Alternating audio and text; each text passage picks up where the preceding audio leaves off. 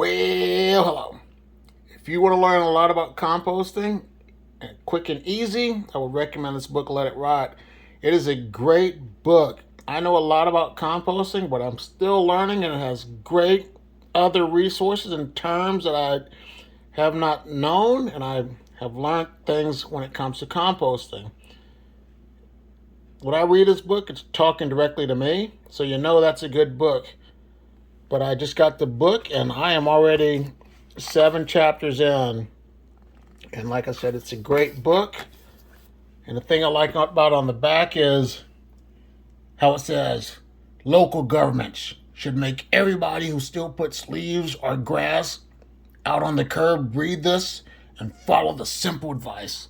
Or Let It Rot will make us all more efficient recyclers, heroes for the planet, and better gardeners in the deal. But like I said, this is a great book.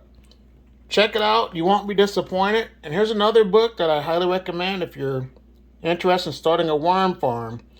So like, share, subscribe, and you have a great day. Bye.